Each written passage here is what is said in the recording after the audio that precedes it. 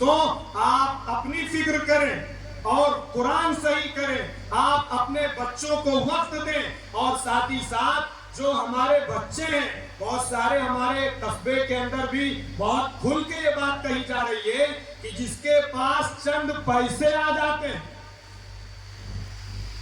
تھوڑے سے پیسے آ گئے،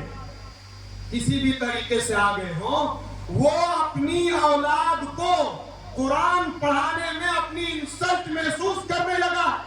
اس سے زیادہ گر جانے کی، اس سے زیادہ ذلت کی، اس سے زیادہ گندگی کی اور کوئی بات نہیں ہو سکتی ہے۔ اگر اس انسان نے قرآن کی تعلیم میں اپنی انسلٹ سمجھی ہے، خدا پاک کی قسم یاد رکھیے، کل کو قیامت کے میدان میں جس انسان کو اللہ نے اولاد دی ہے، اس اولاد کو اس نے قرآن سے، اللہ کے رسول کی محبت سے، اسلامک فنڈامنٹل سے محروم رکھا ہے۔ کل کو یہی بچہ، قرآن کہتا ہے،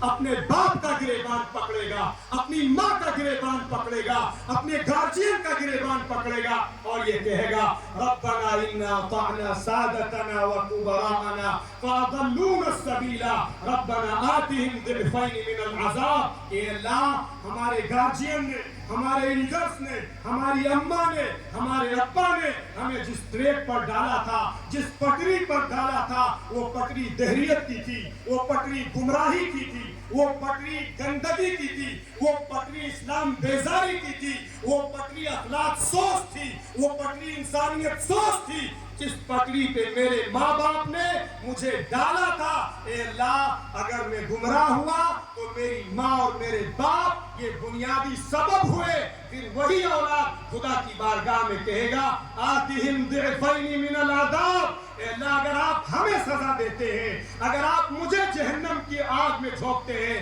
اے اللہ، تو اس سے پہلے ہماری ماں اور باپ کو جہنم کے عذاب میں جھونکیے اور ان کو ڈبل پنشمنٹ دیجیے۔ اور آگے فرمایا وَالْعَنْهُمْ لَعْنًا كَبِيرًا۔ اے اللہ، ان پر پھٹکار برسائیے۔ اگر یہ ماں اور یہ باپ مجھے صحیح ٹریک پر ڈالتے، صحیح پٹری پر ڈالتے، صحیح سسٹم پر ڈالتے، ایجوکیشن کے صحیح سسٹم پر ڈالتے، تو شاید کہ میں گمراہ نہ ہوں۔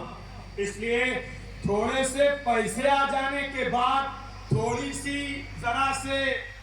شناخت اور جو ہے اپنا اسٹینڈرڈ لیونگ اٹھ جانے کے بعد، آپ اگر اپنے آپ کو اللہ رسول سے اوپر سمجھتے ہیں تو بہرحال آپ اپنے اسلام کے بارے میں غور کیجیے۔ آپ پڑھائیے اپنے بچوں کو،